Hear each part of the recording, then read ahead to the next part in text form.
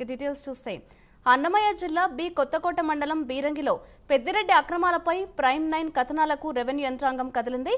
59 survey నెంబర్లో భారీగా అవకతవకలు జరిగాయని ప్రైమ్ 9 కథనాలు ప్రచురించింది. దీంతో అవకతవకలపై సబ్ కలెక్టర్ సీరియస్ అయి కమిటీ ఏర్పాటు చేశారు. రెవెన్యూ సిబ్బందితో పాటు పలువురు ప్రైవేట్ వ్యక్తులపై చర్యలకు రంగం సిద్ధం చేశారు. 1971లో భూ పంపిణీ కార్యక్రమంలో 8 మందికి పట్టాలు పంపిణీ చేయగా వాటిని రద్దు చేయకుండా మరోసారి పట్టాలు ఇచ్చేందుకు రంగం సిద్ధం చేశారు. వైసీపీ హయాంలో 59 సర్వే నెంబర్లో అనధికారికంగా పట్టాలు మంజూరు చేసిన వైసీపీ నేతలు 970 మందికి పైగా పట్టాలకు ఇచ్చేందుకు రంగం సిద్ధం చేసి లబ్ధి పొందేటట్టు చేశారు.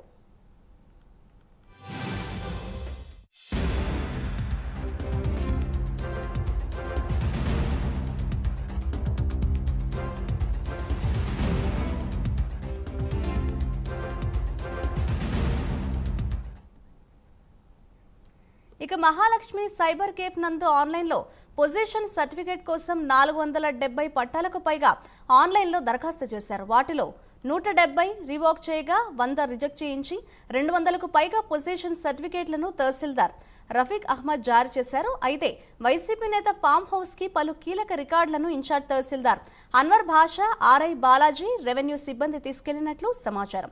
విచారణలో ఇన్ఛార్జ్ తహసీల్దార్ ఫామ్ హౌస్ కు వెళ్లారని తహసీల్దార్ ఒప్పుకున్నారు. మరోవైపు తాను భోజనానికి పిలిస్తే వెళ్లానని ఇన్ఛార్జ్ తహసీల్దార్ బుకాయిస్తున్నారు.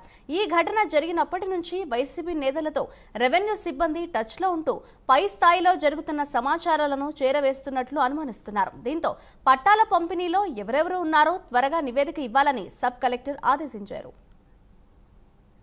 ఇదే అంశంపై మరింత సమాచారాన్ని మా ప్రతినిధి హరిబాబు లైవ్ ద్వారా అందిస్తారు. హరిబాబు,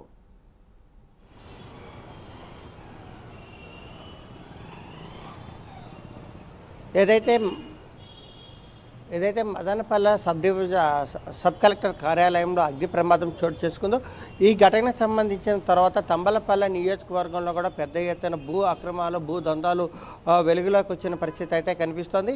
దీనికి సంబంధించి సర్వే నెంబర్ బి కొత్తకోట మండలంలోని సర్వే నెంబర్ 59 పరిధిలో ఉన్నటువంటి భూమిని 1970 సంవత్సరంలోనే కొంతమంది వ్యక్తులకి 8 మంది వ్యక్తులకి ప్రభుత్వం పట్టాలు మంజూరు చేసింది డీకేటీ. అయితే గత ప్రభుత్వం మాత్రం ఆ పట్ట స్థలాలను మాత్రం ఎవరికి ఇవ్వలేదన్నట్టుగా ఆన్లైన్లో ఉన్న రికార్డులన్నీ తారుమారు చేసి ఆ రికార్డులో ఆ స్థలంలో ఏదైతే ఉందో ఆ స్థలాన్ని జగనన్న కాలనీగా మార్చి అక్కడ 970 మందికి జగనన్న ఈ కాలనీ పేరుతో ఇళ్ల పట్టాలు ఇవ్వాలని చెప్పని పెద్ద ఎత్తున అనధికారికంగా లేఅవుట్లు సిద్ధం చేశారు. అయితే ఆన్లైన్లో ఉన్న రికార్డులను కూడా మార్చకుండానే, తనిఖీలు చేయకుండానే అప్పుడున్నటువంటి తహసీల్దార్ రఫీక్ అహ్మద్ ఈ పట్టాల మంజూరీ కోసం పెద్ద ఎత్తున దరఖాస్తులు చేయడం, వాటిలో 200కు పైగా ఆమోదించడం అనేది కూడా ఒక చర్చనీయాంశంగా మారింది. అలాగే సర్వే నెంబర్ 59/2లో కేవలం తాను చెప్పిన వ్యక్తికి మాత్రం పేరు తప్ప వేరొకరికి ఆ స్థలాన్ని కేటాయించకూడదు, 52 సెంట్లని అని చెప్పంటారు. అతను గతంలో మాట్లాడిన వీడియో కూడా సంచలనంగా మారిన నేపథ్యంలో విచారణ చేపట్టిన అధికారులు కూడా ఇప్పుడే కూడా వైసీపీ అధికారులతోటి కొమ్ము కాస్తుండడం, వైసీపీ అధికారుల అనధికారిక పార్టీలకు వెళ్ళడం, వాళ్ళతో తాగి తందనాడుతున్నట్టు ఆరోపణలు వస్తున్నా కూడా ఉన్నత స్థాయి అధికారులు ఈ అంశం మీద దృష్టి సారించకపోవడం పలు అనుమానాలకు తావిస్తోంది. ఎందుకంటే భూముల కుంభకోణానికి సంబంధించి ఇప్పటికే పెద్ద ఎత్తున ఆరోపణలు వినిపిస్తున్న నేపథ్యంలో ఏదైతే పెద్దిరెడ్డి రామచంద్రారెడ్డి కుటుంబ సభ్యులపైన ఈ నేపథ్యంలోనే అధికారులు కూడా ఆరోపణలు వస్తున్న నేపథ్యంలో కూడా వాళ్ళు వెళ్ళి వైకాపా నాయకులతోటి తిరుగుతూ వాళ్ళకి కొమ్ము కాసే పనులు చేస్తున్న పరిస్థితుల్లో దీని మీద ప్రభుత్వం కూడా సీరియస్గా దృష్టి సారించాల్సిన అవసరం ఎంతైనా ఉంది.